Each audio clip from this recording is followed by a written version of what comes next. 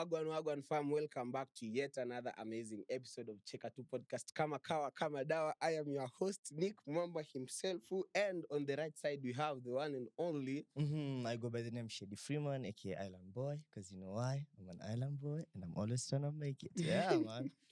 And today we are joined in by... no, wacha atajiintroduce, but because sijui genre yake ya music ni gani nini, tuseme umjui, mimi simjui, ni stranger tu. So patana tu kwa barabara shanga kama mrasta huyu fanya kazi gani. Anyway, we have Mr. Charisma. My name is Charisma, aka Luhya, hit singer, songwriter, entertainer. Yeah, pretty much. I guess vitu zingine tutaendelea kujua tukiendelea. Yeah, man. Mbona jite Luhya hit? Are you on that hit though? Acha nikushow. Hiyo kuna watu kadhaa wanaweza peana evidence hako hapa.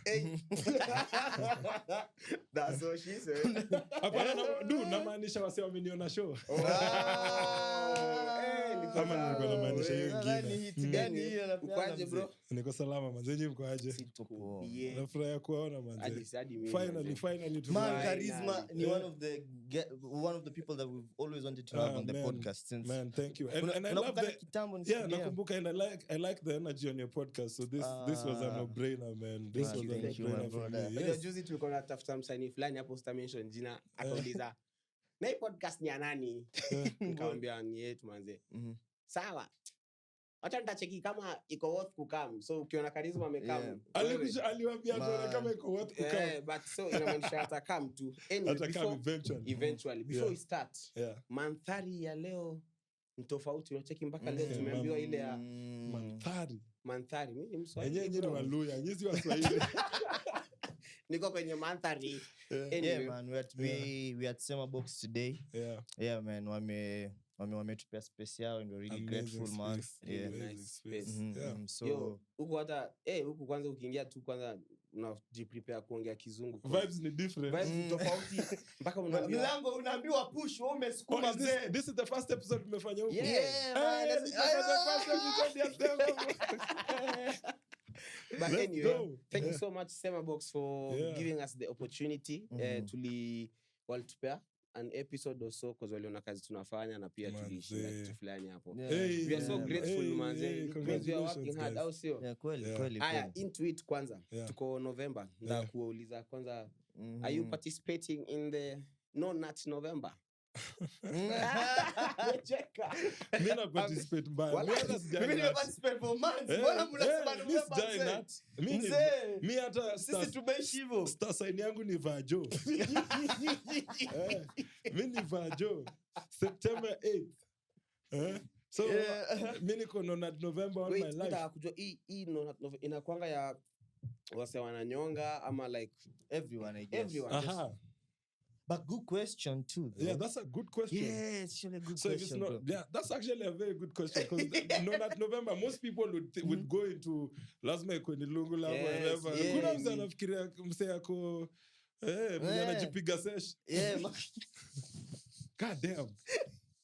But I mean, but I usually think it's a bit weird masturbating. Okay, no offense if you know, have fun. But imagine unanifungia kwa room, unawaka. Una set mood. Unasema unaweka ubani. Wacha sasa unaweka ubani. Unaweka foundation. Sema sasa paka unakula vizuri. Wacha zishike kwanza, alafu nishibe, alafu sasa nitaingia. Alafu tuende kazi. But I mean, nasikia inakuanga healthy though. But nini on your question, nini ni kitu serious yenye mavijana wana go through, and I think that's true. A big percentage of us wame go phase Mr. Chocha. Luhya hii chankuulize wewe. Unasema wewe wengi huwezi. Hiyo nayo mbona tunanganyana umenyonga bro. Walai, but anyway. Ngoja wewe hola. Ukijana amenyonga kutoka class 8. No, kutoka class 8 like you have years. Kitu itapotea bana. Kutoka ilikuwa hiyo period ya class 8. So unajua sasa msee akitairiwa sasa uwezi sumbua. So I think your phase ilipita na. So new man. New manhood. But do you guys usually think like is it healthy kweli when you are saying? I mean once in a while Yeah, me I don't fight scientists. Yeah. Scientists wakisema ni healthy manze unakubali. But let me ask you, so okay, so and this is a weird question. However, so like not November, it doesn't mean you don't have sex or don't masturbate. You don't, it's just you don't nut. You don't nut so in any way. So unapiga shughuli ukisikia na come. Good by the way. That's a good analogy. There's a way around it, man. Now unajua mimi vajo, so I'm talking to you guys who are at home who do this still marriage. When you mnafanya hizi vitu, I'm just working. This is me to you. No jenga. But I feel, by the way, because na kwa hii topic pia. Yeah. Do you think kuna kuanga na addiction ya porn and masturbation ama huwa ni too something that you people No, there's an addiction for sure. Man, I was addicted to porn for a very long time. Why? Yeah, I really was. How are you addicted to porn? I mean, Vajo, tell us. Meaning visual. Visual. So ungepata VR porn ungebambika mbaya. Nishaicheck your stuff. Your stuff wild. Let me tell you. But it's not as interesting as you think, because I think the thing about it is hakuna variations mingi. Si kama tu vile kawaida kuna tu kila kitu. But I think porn addiction is a serious thing. Like unakaa chini manze, let me tell you, unapata wasee hata wako kwa ofisi manze, msee tu wako huku chini anaangalia. Niko matatu. I'm not lying to you. Porn addiction is serious, man. And porn and masturbation as an addiction is a very bad thing. Yeah, because the time that you're supposed to grow yourself una waste on. And how did you overcome it? Na niko concerned nikawa vitu naipitia. Nataka kujua. I just think nilikuwa na talk na Wabosha the other day. I was telling them how, as I was growing up, I never used to be like, especially when I was really young, sikuanga msem popular ama nini. So manze sikuwa naongelesha kama dem vitu kama hizo. So porn ilikuwa getaway yangu, una get hapo ndo naona to dem. Ando madem wananijua. Yeah, but I think as I got older, man, and just started talking to ladies more and all that kind of stuff, niliacha tu pole tu ikaanza tu kwa thing. You know, it's inakwanga by the you know, when you're addicted to porn and you're addicted to kupigeo stuff, inakushukishianga vibes zako kwa dem. Like pia energy nasianga like you know tension yenye unakuanga nayo, like your aura ukiingia mahali venye already release the energy. And I've also heard that the problem with it is it could make you not even want the women anymore. Because you don't, whatever that you're getting from them, you can give yourself. I mean, it's not the same. But you don't have to put in the same effort. Utaji kukatia mtu, utaji kuweka hiyo bidii yote nye watu weka. Ni gode tu moja na bundles na bundles ya 65 na ubani. Lazima set the mood. I mean, tukirudi kwa nonat, I think inakwanga pia healthy for men to release there, because inakwanga scientifically proven hadi for boxers they don't if they're training, even all games, if they're training for something like for a match or so, hizo 6 months they don't meet their spouses nini to bring in the energy. Afadhali kwa msanii. Miezi 6. Yaani umeoa mtu uende miezi 6. Basi umesubiri. Kwanza mtu kama mimi mwenye najishikilia for marriage. Bana especially wewe. Alafu nioe mniambia 6 months haiwezi. Man. Haiwezi. Toki kwa hiyo tumenyongana sana man. Okay, quickly. Is the earth round or flat? Me, the earth is round for me. I'm not a flat earther. Round, bro. Si ukizunguka unasikia kizunguzungu alafu unaona. Okay, nasikia kusema flat, juu hakuna mtu amesema flat. But mimi huona ni round, man. I don't know why people usually say it's flat. Because wanaona hapa mbele hadi huko mwisho. Yeah, I think, let me tell you, if we think ukitoa akili kabisa ufikiri roka mtu dwanzi. Kusema kitu hajasoma nini hivyo tu mblena. Kusema dunia ni flat ina make sense. Because wewe unaangalia, your thinking is very linear. Kwa tu hivi, yani unaangalia mimi unaona hivi si utembea ni nini.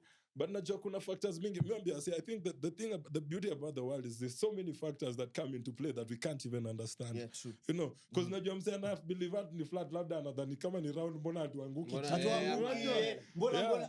Nini, I was having this conversation with a friend in some other day. Yeah. Uboza kuna audacity ya kunyambia mbona mabichi hazimwagiki? Uyo ushimwagiki wana bichi. Maji mekumwa. Akasema dunia ikizunguka mbona tunyesheni? Mbona ocean haisongi? Mpaka nakana muangalia like yenyewe siwezi shinda hii. Hiyo venye wewe uko so rooted now is yeah, but you see there's so many factors. Jiulize mbona oceans ziko na tides. Hawezi explain tu hizi vitu as in hawezi sema tu juu tu hivi ndo nimeamua hivyo ndo iko. Hiyo tu ni kama kitambo nilikuwa dhani ndege ikienda majui na kwanga huko juu. But ulikuwa mtoi, si ndio? Yako tunaelewa. Unajua ukiwa mtoto ujinga naenda kuanga your portion. Anyway, speaking of, hii weekend niligraduate hii weekend. Congratulations. Kijana mwende shule bana. Please call me daktari. Anyway, uko na word gani kwa vijana hapa nje? Wewe unajua sasa hivi peana tu advice. Kwa nikumbusha nilivuka mito ngapi? Ndo niingie university.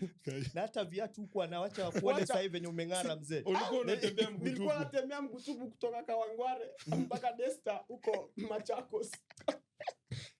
Ni God. But anyway, umeanza stories za wazee. Bana wote kuna rivers walivuka nini. Ami kuna dem mzee wangu ashaniambia na yeye hata bwana muangalia na check. Unajua venye alijua. Anajua ngapi nini Desta tunakuwa kwa kichaka nini kuna wild animals and stuff. Kuna Desta kwa kichaka. Lakini you fight through all that and you find fine women there. And that's a win for me. But they should come through sometime, man. Yeah, should come through. Yeah, so ni mzee ako like Bedo unajua mimi nikienda shule nilikuwa napita naona simba na mwambia mzee acha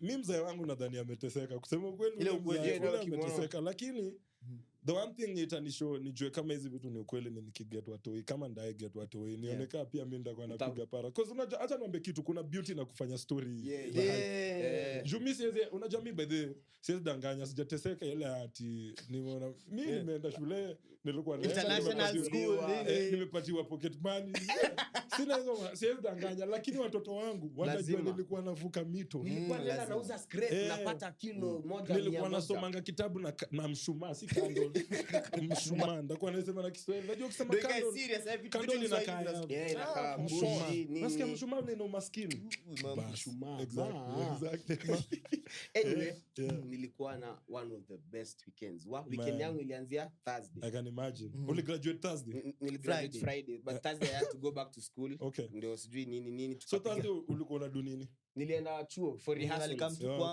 so tukaenda kwa after rehearsals tukaenda kwa shedi tukaanza sherehe kutoka 2 I was sleeping at 5 una graduate hiyo siku Friday imagine umse alidoze but there's something Nick does wasielewa anaduingiaje ni God umse anaweza dose 3 na 4 ako up ameenda job yani mimi kitu yenye siwezi hata imagine sisi nalala nikiota kama jana nilala nikiota na Charisma like pause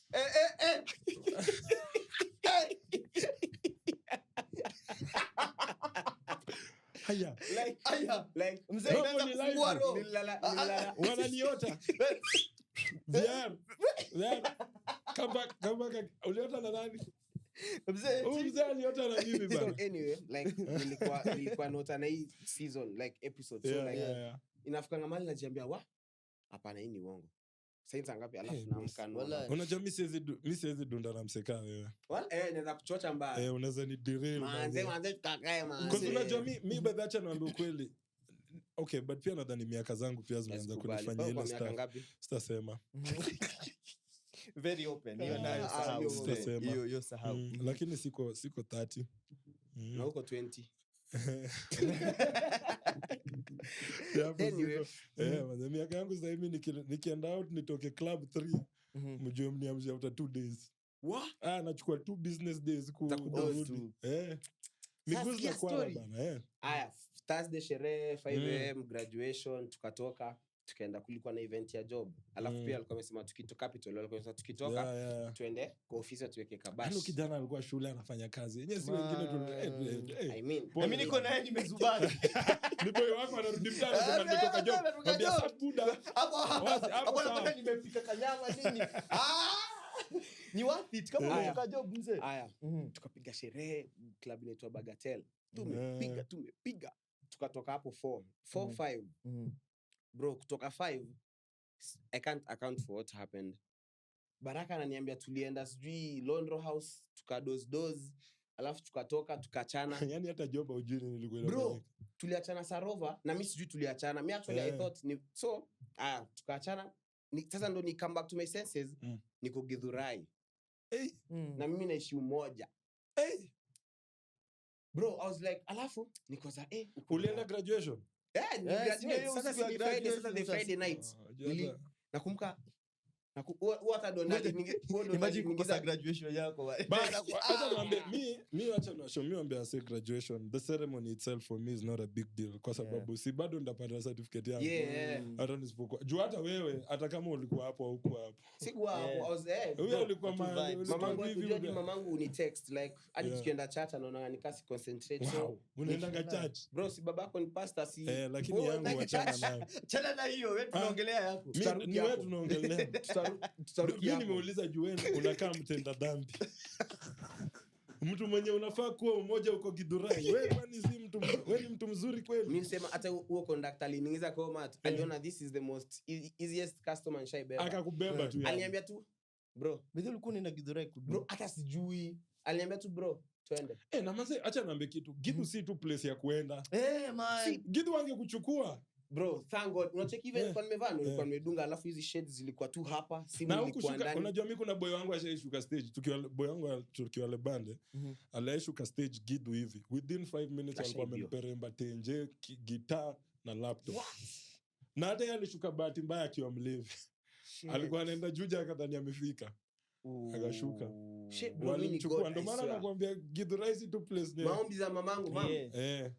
Lakini mimi yenyewe lakini muogopanga public transport. Ndio maana wanakuambia munichangishie ninunue ka vitsa mtaki. Angalau. Mimi nishikuwa na crazy experience na matatu. Hii hata sina mtu wa kublame, mimi tu. Okay. Nakumbuka hiyo time nilikuwa Sauti Academy. Na nakumbuka tulikuwa na show the following day ya graduation. Like graduation ya Sauti. Yeah, Sauti Academy. Sasa nimetoka kunini, nimetoka kutafuta kijana yangu Yobi Denzel unamjua. Amenipatia mzigo yangu, niko na nguo vizuri nini. Unaenda graduation. Nimesema acha sasa niende nyumbani nijiekelee ni usiku kitu 8. Nimepanda mat nini nilikuwa nimechoka hiyo day. Yani azinata sijui nilikuwa nasikia sijui aje. Nikasema sacha tu ni doze. Bro, naamka for 30 kitu. Lakini nilikuwa nimeweka simu hapa. Bro, niko kwa garage. Nauka, uko wapi? Uko kwa garage ya matatu. Si wamepark. Kwani wako kucheki? Sijui bro. Wewe ngoja. Hata sikuwa nimekaa nyuma. Sina nguo. Unajua mimi hata mimi nilikuwa nadhani umeibiwa. Sina nguo nini? Vitu zangu zote zimeenda, bag yote. Na manguo, viatu nini zote zimeenda. Lakini nimezungukwa na mama kila mahali. Na simu nzuri ilikuwa kwa jako hivi ndani. So simu niko nayo lakini. God damn. Naangalia hivi sina shit bro, sina kitu yote. Nikapiga nikaanza kuondoka. Wait, nikaanza. Sikuwa nimechoka tu na doze. Mimi mpaka silala kwa maji. Kwani wewe unafanya kazi gani? Lakini wale sikuwa nini, I didn't have like a good sleep for like I think a week or something. Hizo preparations, mambo na kwenda rehearsal, so ilikuwa back to back. Sasa uliva nini hiyo graduation? Nilipigia tu Yobi tena nikaambia tu mazee tafutia kitu mbio lakini uzuri Yobi alifanya justice, alinitafutia kitu ya kukaa. Bro, mimi niliamshwa na donda. Nikamwambia bro manze tumefika mwisho wa gari. Nikiangalia unajua matizo moja zinakuanga mangari. Si mwisho yako hii. Angalia mwisho tena. Manze hii basi ni refu. Zile mazamzam. Mtaikaa hivi. Au maombi. So ilibidi sana niende nikashukia all soaps nikapanda gari taza. Sasa za kuteremka hivi. Kama sasa hiyo mmenileta. Turudi tu. Tukarudi. Na ulinipatia na ama alipeleka hii. Bro, mimi sikumbuki nilipa tu once. Ni god bro. Wewe ushaikuwa na crazy experiences kwanza na public transport ama public I don't think so. I think the craziest nani kitambo to sitadanganya sijapanda mat in a very long time. Definitely. But the craziest thing nishaikuwa nayo na mat, kuna time kulikuwa na Safaricom 7s. Hiyo time tulikuwa tumesota na maboy wangu. Kai mnajua ile kusota mpaka mnasikia mko wagonjwa manze. Inawauma. So tumeenda Safaricom 7. Sasa hizo tumeenda, but life ilikuwa cheap kiasi. Tulikuwa na so 4 amongst 4 people manze. Kila what? So nne ni ya everybody na tunaishi Ngong Road, tunaenda Kasarani. Na bado mna stay. Tulikuwa tunasema tutafind a way. Tutajua tutajua. Wacha tufikanga event. You patikana. Hata mfanye itapatikana. Hiyo time hata kama ni kuenda kuambia kama mama fulani umfinye tumacho. Umfinye tumacho akununulie kitu basi. Ndio mimi naweza kuambia nini for the two random mother nipata kusema random na mother at the same time. Unamkatia. Alafu uko like ni aje mama. Ufuzwa yakwambia toka. Exactly. Enda toka. But on the way there, no actually tukirudi sasa tulikuwa maji manze, tukirudi manze, wacha ni washow guys. Kuna msee alikuwa mlevi akaenda kushuka hiyo nganya. Si mimi niko hivi kichwa yangu manze, hata mimi nilikuwa mbaya, nilikuwa nje nimetoa kichwa yangu nje ya dirisha. Msee alishuka akaanguka chini ya basi. Nakwambia niliona tulipita juu yake nikaona akipasuka. I swear to God, sijai experience kitu crazy kayo in my life. Nakumbuka the rest of the journey mimi na maboy wangu hata hakuna msee anaongea. Na unajua nganya kusimama. Nganya iliendelea kwenda. Ilienda na ikaenda, tulifika mjini, ikatushukisha. Sasa unajua mpaka tunaangalia hii ndai tunasema kwani msee amezoea kuua watu, kwa sababu ilikuwa so easy for yeye kuishia. Manze tuliacha mzee kama tumemkanyaga amebust kwa njia. Unajua kichwa changu ilikuwa nje ya dirisha, so ndio ile stuff yote ikiapo. Ilikuwa lini? Ilikuwa 2000, I think 2000. Tanifanya nika. Oh my god. Tu Charisma ulipata mata. Manze nimeenda kusema moja nikakumbuka. Acha. But ni a couple of years back, but ilikuwa crazy. Hata sijaenda Safaricom 7 stand. Na nilipata trauma. Nilipata trauma mbaya. Anyway. Ngoja Charisma. Nimepeleka story south Hapana. Nimeshtuka tu hadi. Bali iko tu sawa. By the Charisma, hebu tuambie venye ulianza music. By the way. Manze, journey yangu ya music. No, my journey, manze wa jamii nilianza kuimba. Anyway, kidogo kabla between you and your dreads. No, but between your music career and your dreadlocks. Which one is longer? My music career. Next year ndakuwa na clock 10 years as a musician. By the way, nakumbuka kitambo when I used to follow you, hakuna nakumbuka hii cover cause like nili bambo ulikuwa unafanya nitwaje cover ya Sauti Sol. Zosi. Gani? Turn off the lights. Nishike. Na uko na dreadlocks big by the time. Manze acha niambie, in fact nikianza muziki ukienda back hata ukienda kuseme page ya band uangalie the first songs we did, I didn't even have dreads. In fact, I didn't have dreads for like 3 or 4 years as a musician. So next year. So your dreads are 6 years. That's 7 years. Next year 7. Smart. But kabla ifike hapo. Acha niambie nilikuwa hiyo time nilikuwa law school manze, nilikuwa navanga tu manini Marvin. Manze acha nikwambie Rasta na Marvin sasa wanakaa good. But acha nikushow hakuna phase mbaya ya dread kama saa zile zinaanza kumea zikiwa tudogo. Unajua mimi nilikuwa na dread. Unajua today acha niambie madem wakiweka dread zikiwa ndogo wao weka zinaitwa ngani? Zinaitwa ngani? My extensions, my lines zinakuwa mimi hata sijui naongea, but hizo vitu wanaweka kufunika hizo vitu. Wewe okay, unaweza acha tuseme uwezi. Unaweza acha nisimeshon. Wewe acha. Unaweza. But anyway, so nilianza muziki yangu. So I'm a big sports fan. Nilikuwa na doing sports.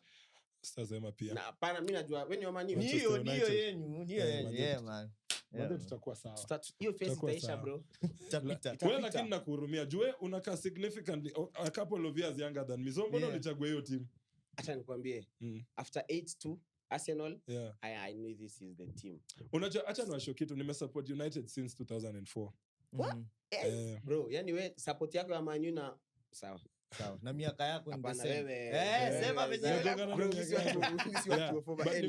So nimeiona ikiwin predominantly. So mimi ambia say mimi ni fan wa United because nikiwa young hiyo ndio the only team ilikuwa na win. Mimi wana watu wana support Man United na wako na miaka 13 na shida ni wazimu nini? Wana support aje timu inachapwa kila siku. Hata ni Newcastle. Bana, honestly. Yeah, but anyway, going back to that, so I used to do sports a lot. Na nilikuwa nacheza, so nilikuwa chuo Nairobi School, nilikuwa nacheza rugby. Yeah, so tulimaliza rugby alafu nilikuwa kind of like drafted to Mwamba. Yeah, so when I went to Mwamba, wacha niwaambie, waseni wa huge. Bro, yeah. Wase tu ni wa huge. Nilienda unajua manze nikiwa patch tulishinda kila kitu. Okay, anyway, join hata mimi ni mzee kwani. Nilimaliza high school 2012. Tulishinda so many things. Tulishinda Blackrock, tulishinda I think Prescott, just a bunch of things. So our squad was proper. Yeah. So nimemaliza high school nikijua si ni mabazu. Manze tulienda club rugby, watu wengi tunaangalia some of this Monday mwenye anacheza mwanamume. Mnajua vile mkiandika kwa insha mwanamume mwenye miraba I swear kuna misuli tinginya hawa say wana exist. Hawa say si myth. Bro, unaingia kwa field unashindwa ni mindo mdogo ama ni wakubwa. Because ish si normal. Aseni wa huge. So naingia huko manze alafu unajua tunaanza kupigishwa training unaambiwa kimbia sijui hit mse unaona mtu anaenda kuhit sema hizi by the hata la kwa msanii. So I remember what happened I broke my collarbone. Na nikarealize tu rugby ilikuwa for high school tulikuwa wadogo ilikuwa ina make sense. Sidhani ndakuwa any bigger than I am right now. Aseni was 6'4", mseni big, sitawaifika hapo. So nikaacha na rugby because pia ilikuwa shoulder yangu ilikuwa imeenda kabisa. Tukaenda tulikuwa tunadu, nakumbuka concert ya church Nairobi Baptist your time. Nilikuwa head director. I used to do drama. So even in high school, what I used to do predominantly was acting and rugby. And I was really good at like those things. You know, we have like the same. Hadi mimi kitu ilifanya nikuwe sahi penye niko ni rugby. Like nilipigwa 6 foot niko na dining hall. Mabati hapo juu. Nikasema by the hata anajuanga ku act. Acheni wa show nikatoka rugby. So we did that concert and I remember what happened is unajua tu vile maboy wametoka high school behave wanakuanga zile za so tulikuwa na department ya drama ya singing na dancing. Wanaume walikuwa wameenda kwa dancing na drama, hakuna mse anataka kuimba. So pastor akakamkwanga akaniambia manzee, none of these kids anataka kudo stuff ya kusing na tunanid wase wanaimba juu madem pekee wamekaa. So akaniambia jua tu hii ukulike na wao kufuata. Enda tu uimbe juu watakaa mjuu wewe uko hapo. Wachoche tu wa believe ni kitu juu wana look up to you, wana believe mseka ukidu ni possible. Una get. So nikaenda huko manze. Hata niko tu zile za manze guys, I don't even do this type of thing man. Tukaenda hapo alafu ama fala wako kwa singing wakanipatia verse ya kuimba. Haikuwa ati sasa ati nifanye tu harmonies. Society ni like a choir thing wewe ndo. Wakanipea mpaka verse ni lead. Manze nakumbuka nilienda mtaani nikatizi niko kwa choo manze niko na denki tu na shida. Hii ni mambo gani hii nimewekwa.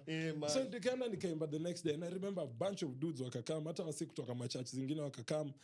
So I wasn't really good, I don't think so. Hiyo time nilimba matope to be fair. Haikuwa mbaya ati ainge pass but ilikuwa tu okay. Ilikuwa tu sawa. Yeah, but kuna wase fulani walikuwa wanaitwa singers of Christian songs, walikuwa wanajiita socks. Can you believe it? Wanaharibu kazi ya Mungu hao. Wanaharibu kazi ya Mungu, yeah.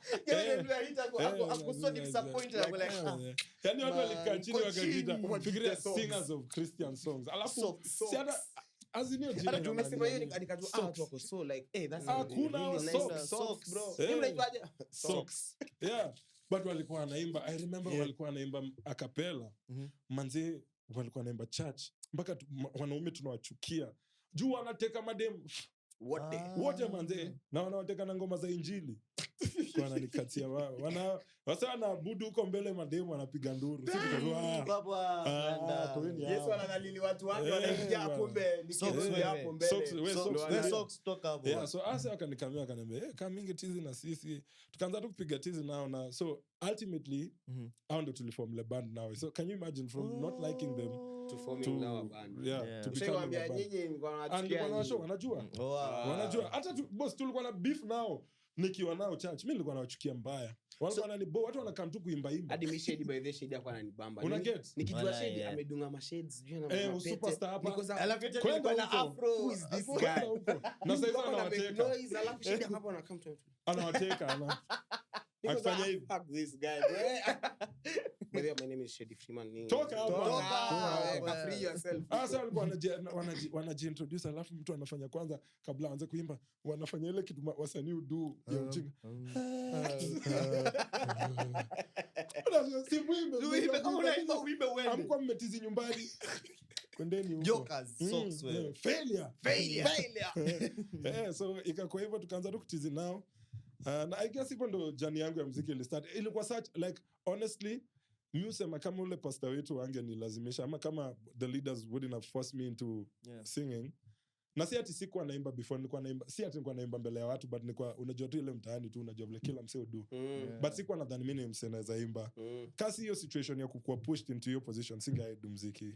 So muli meet church like as the band. Yeah. Wait, about church na music and stuff. Like buda wako alikuwa pastor. Buda wangu alikuwa pastor actually wa hiyo church. Wala so yeye alikuwa approach. No, si mzee wangu. So kulikuwa na youth pastors. Mzee wangu unaweza patana mzee wako alitumana. Ambia kale kijana kaime. No, actually I don't think so because I don't think okay, but yeah, maybe but Daniel tumana. Mzee wangu Daniel alikuwa anafikiria wewe anaweza imba. But ilikuwa so ni mzee ana ni pastor hiyo church nini. Yeah. So everything ilikuwa tu like kila kitu tu ilifall into place. Na hata mimi siwezi explain your situation. Sasa buda wako sahi like sasa tuseme hiyo journey before music ipe and stuff na kijana wangu ameacha kuimba. Boss ilikuwa mbaya. Sasa ndio sasa anaimba hapo call me up. Acha niwasho unajua number 1 is a very easy place to start from. But unacheki vile nilitoka so to saizo niko law school. You can imagine. So I'm in law school and now I'm doing music, yeah.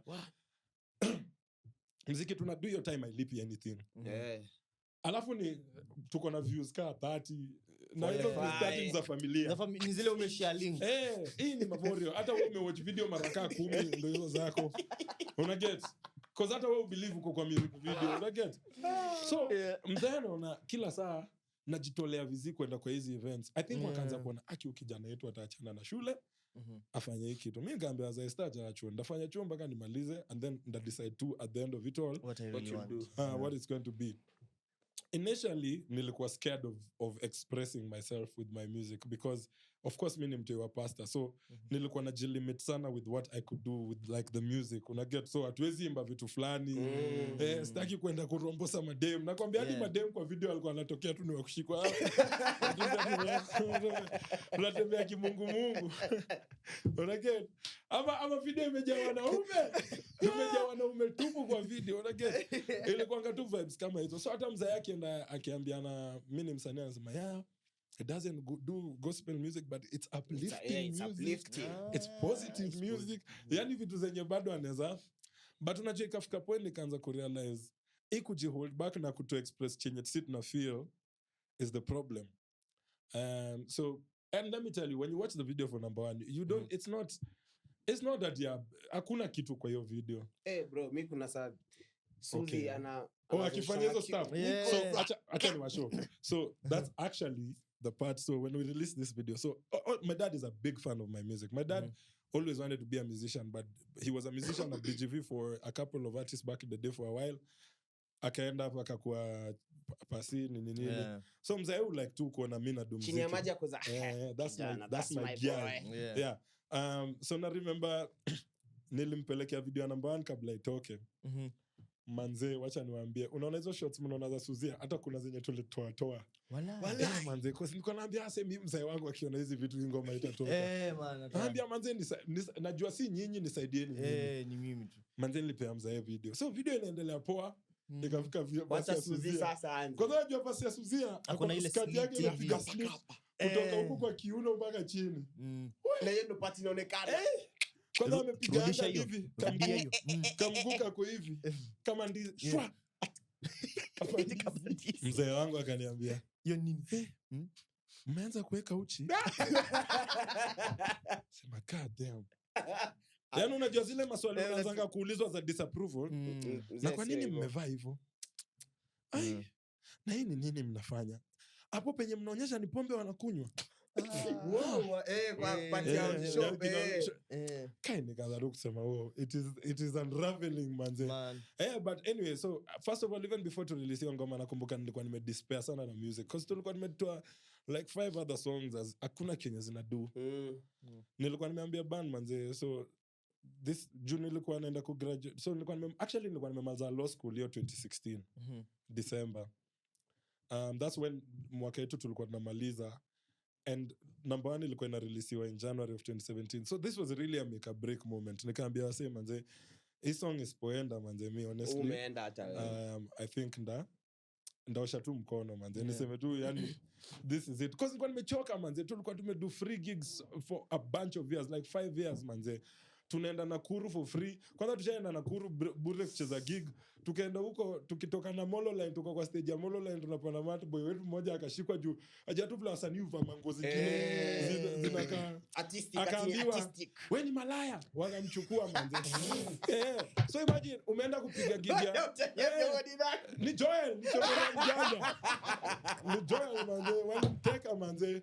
Sasa amesundwa kwa ndani na actual hose man.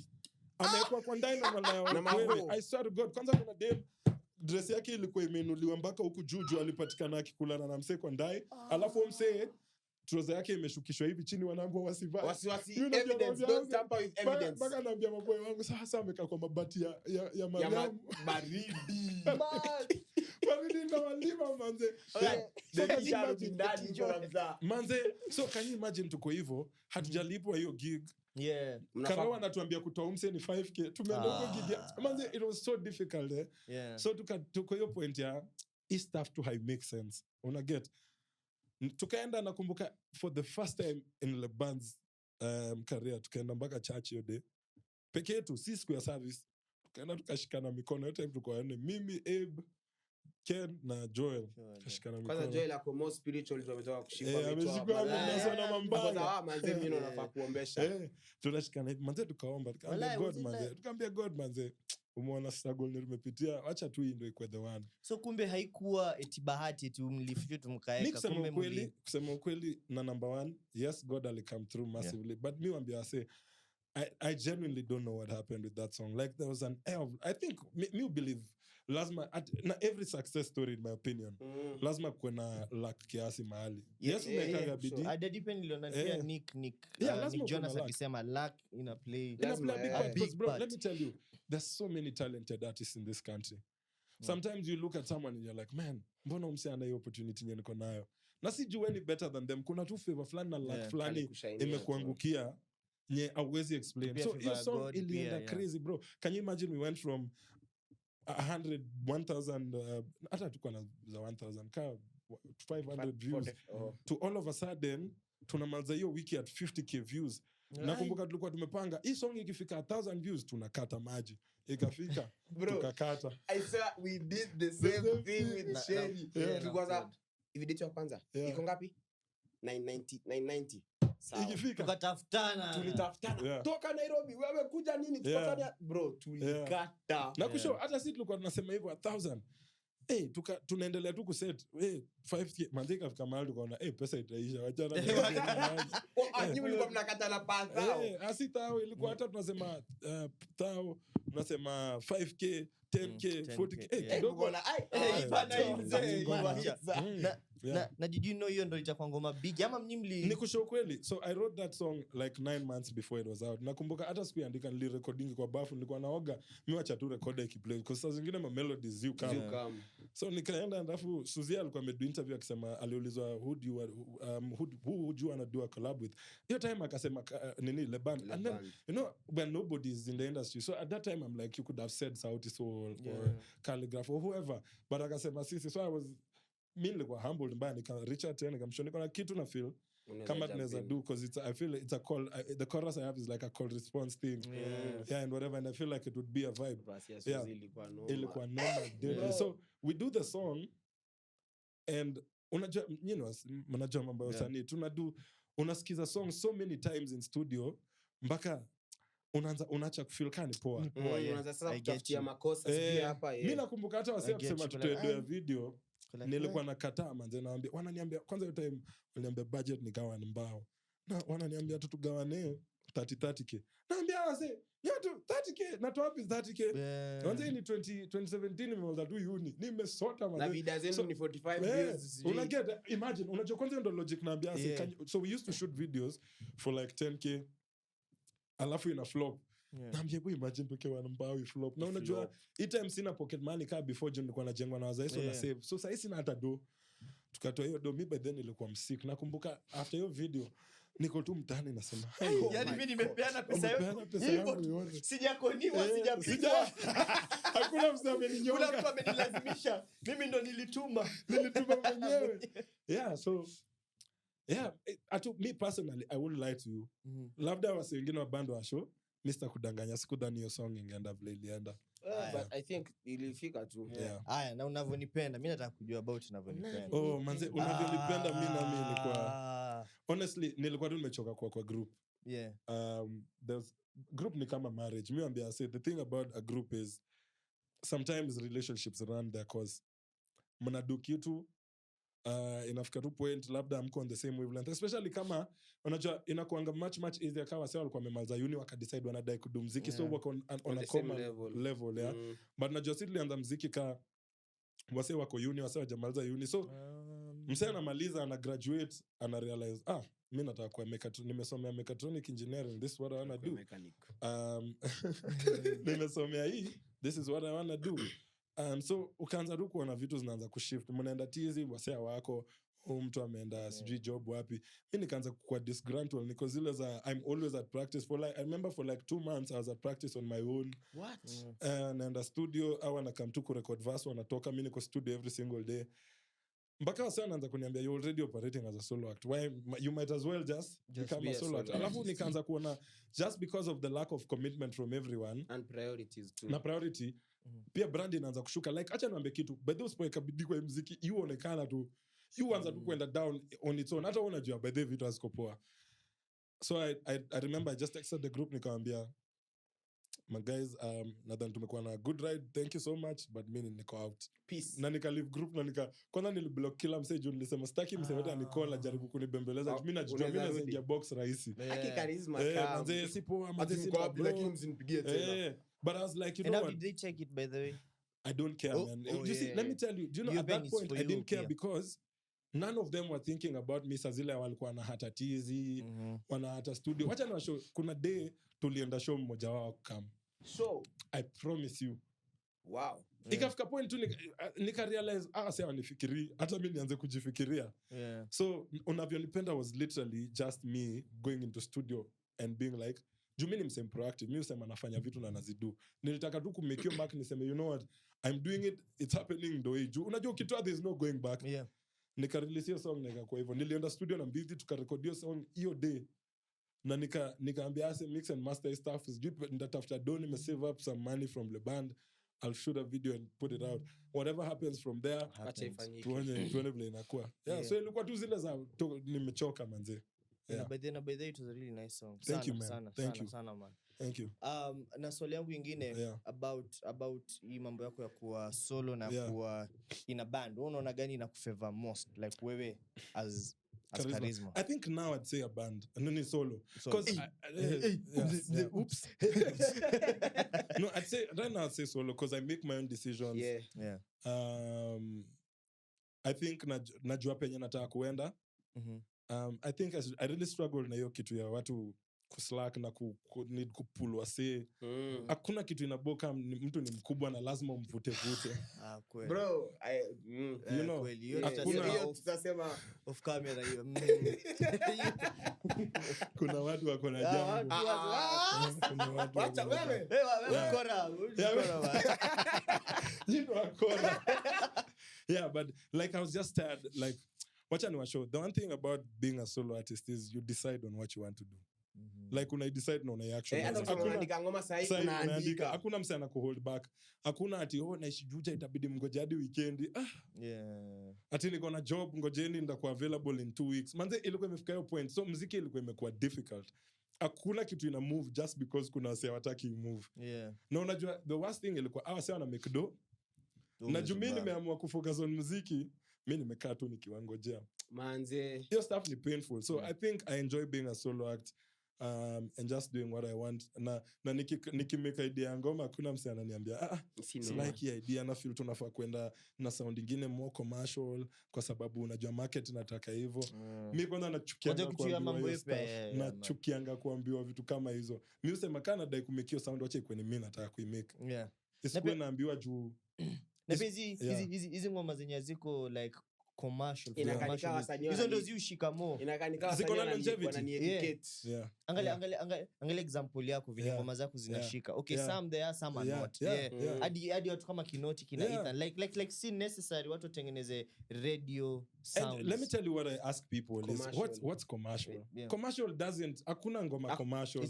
Hakuna msema ati ni commercial lazima ikuwe na. Let me tell you what commercial is. Is it something that sells? Yeah. Kinoti has commercial music in his own right. You know, you can't tell him to go and do another genre. Si wasa wananunua muziki yake. Na inanunuliwa sana. So ni commercial. Ethan anauza muziki. Ochiko anauza muziki. So so nilikuwa tu kuna two factors mingi but groups tu ni a bit in my opinion. Ni a bit difficult. Na agree na opinion yako. Off music kidogo. Mmecheki historia awase wa Welfago. 94 million bro. Hakuna watu wa Kenya walikuwa wamehope wakuwe na a strong run kama wao. Wakasema kwanza manze wasimesi kama wale wasiwa last time. Sasa wewe Charisma ungedu nini kama semeni mimi na wewe tumeiba hebu tutengeneze plan. Acha niambie shida ya kusota. Pesa mingi inaweza kuconfuse. Inatoka mpaka wazimu. Unajua mbona wase matajiri wenye wako na billions wakiiba washikwangi? Wanajua vile kuficha hiyo pesa. Unajua manze wewe ni maskini au kuwa na tao kwa mfuko alafu pale 94 million. Nyasa mnajua kuficha 94 million si jokes. Wallahi bro. Unaificha wapi? Honestly sasa ukipata 94 unaificha wapi? Cause unajua ukibuy vitu fulani watu watasema. Watu watajua tu. Msee ametoa wapi hiyo? Because you can't buy a car, you can't buy shamba. Utaulizwa maswali. Jua sasa kwa zile za unajua it's easier for someone with that kind of money to steal it because guys are like msee anakuanga. Jua ukispendi hiyo do tuseme ni mtu umekuanga tu maskini.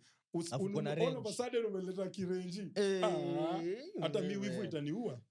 Ndakuseti. Yeah, but anyway, mi kitu ya kwanza mi pesa fulani nikipata. Sitaki niseme niibe nikipata kiangusho kwanza na delete all my friends. Acha niwaambie kitu, naambianga mabeste zangu pesa yenye nitapata haiwezi endana na nyinyi tena. Lifestyle zetu zina change kwa sababu nitakuwa kama baba yenu, mtakuwa mnakuja kunipa pesa daily. Mimi na delete all phone book mzima. Mimi ni sim card natafuna natupa huko. Sitaki hata namba yangu mkwe nayo. Kitu kingine na hama hii nchi. Natafuta kama msichana mahali. Kazi yetu ni kukaa na kukaana. Kuvutishwa. Kukaa ndo shingo ina masaji. Bas wacha niwaambie 94 million ni kidogo. Juzi nilikuwa na have convo na msee namwambia if someone gave me 3 billion Kenya shillings now I don't care who you are, you'll never see me again. Napotea. By the way. Napotea. Hata muziki kwende. Naifanyia nini? Hakuna. Naenda naishi tu life yangu. Mtakuwa tu mnasikianga ule jamaa manzesi nakuwa kama Caesar. Sasa bila alipoteanga nakuwa hivyo. But even ndo hivyo mimi siwezi baki huku. And you can't keep the same friends man. It's difficult. Watu kunyanyasa. Na muonesha hapa tumeambia 15 minutes. Tumeongea kuongea. Hata ikae. Kwanza ni tuko 15 minutes in. Ndio tumeanza. Na by the way, speaking of friendships zako okay, sasa kusema uko na a tight friend group. Okay, ama wale marafiki unatuonyeshanga kwa internet. Akina likes akina wabosha nini. Hao ni watu wenye wanakuanga so nisemeaje mnakuanga so intertwined. Yani nini relationship yenu inaka organic. Mulimitaje because in every shows wako nini wana support. For me it's just me kuanga na very small circle. Nilikuwa na so many friends nikiwa yanga but nika realize nilikuwa tu na watu wengi in my life wenye wako wana value. Ni watu tu wa sherehe na nini.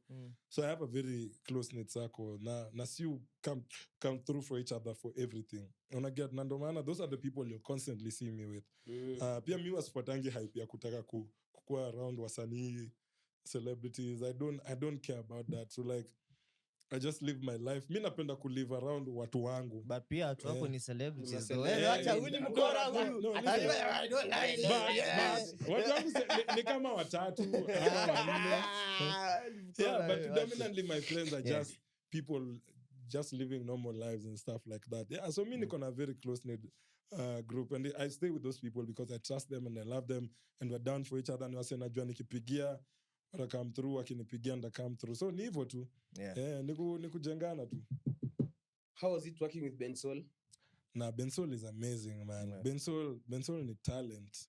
I don't think people ever realize how talented Suda is. Me, I do, bro. Kidogo. The recent live recording you are at, simuli perform trust issues. Kuna mahali ilifika, niliacha, I was like, what are these guys doing? Because kila mtu anaimba like it's a new song. It's a new song. Yeah, but Suda is brilliant. So he predominantly did a lot to do with that. Like I had to learn from him. Mi upenda ku learn from Wase. So predominantly the writing, everything. Mi get things done. So najua hii stuff itaisha should video tufanye kila kitu. But nil learn so much from him. Designer penda tu kukaa studio, kudutu mziki, like mziki ufala tu feel. And I guess Suda pia amepitia a lot of stuff in his life. So I think the fact that God amempatia hiyo opportunity ya kuweza kudu chenye anadu sahi, anaidu na yake yote. Ilienda kuangalia ile video yake ya demo mashisha. I was like, wait. Hapo hakuna video. Mimi niko na picha kwa simu yangu ya mimi, Modekai, Bensol, basically hati yote. Mnakaa tu hapo tu wasanii wana struggle. Hata ku struggle haiwezi tukubali. But the trust issues ili kama long aje ilikuwa idea yako ama mliingia studio with no song. Tuliambia Suda manze his vibes zimenibamba manze tu do manze na I like hapa ndo niko hapa ndo tuko tuifanye iende. What's it gonna how many moments that tuongele because I think in most of your songs you've talked about toxic love. Tell me like ushaikuwa kwa toxic relationship? Yeah, crazy. So what's the craziest thing that an ex has ever done? The craziest thing an ex has ever done. Ukasema hii wewe huyu ashai kujua na kisu huko chini. Fungua hapa wewe. Sifungui. Alafu anaanza kulia. So ndo nakamba. Kwani mongiki. Wewe. Bro. Ni crazy mzee. Atujui kama anataka kujimada. Alafu sasa analia. So inakaa kama mimi nimempiga ama nimefanya sweet. Anyway, kisu ametoka hata kwa ex wangu. Hata kwa manzi yangu. Ni wale wasichana wamedanganya. Akadanganyika akaingia kabisa. For some reason.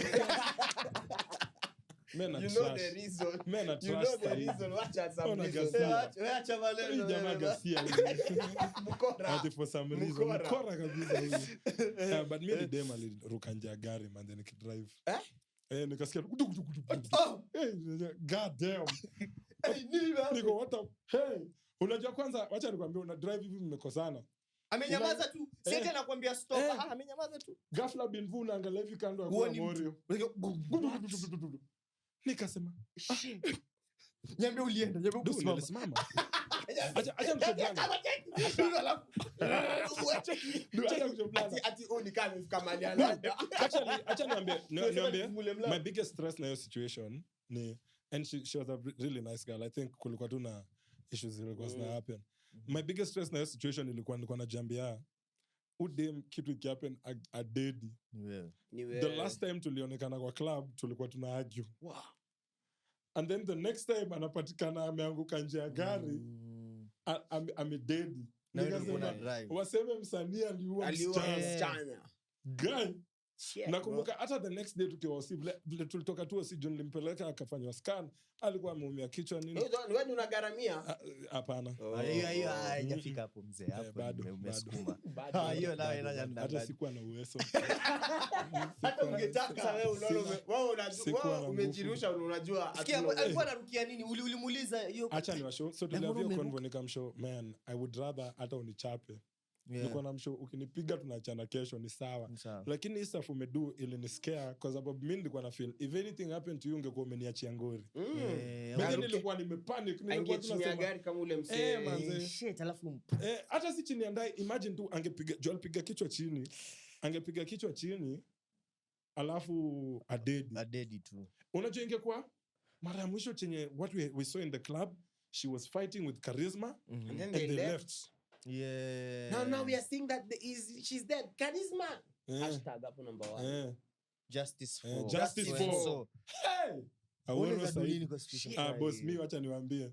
Nikaepata ati nimepatikana kwa situation ya kwenda kamiti na jinyonga. Same bro. Hadi mimi nasema bro, siwezi enda jela bro. Ati sentence yangu ni kesho. Boss, wacha nikwambie. Mimi nimeenda kamiti nikiwa judicial attachment. Wacha nini na jela bana. Crazy. Boss, wewe ni mtu wa mtu. Kwanza mimi najua naweza ni kwa hot cake. Mimi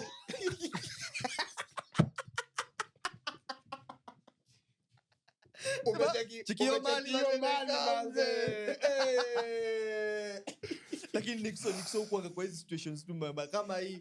Alafu kuna nyingine tunaongelea.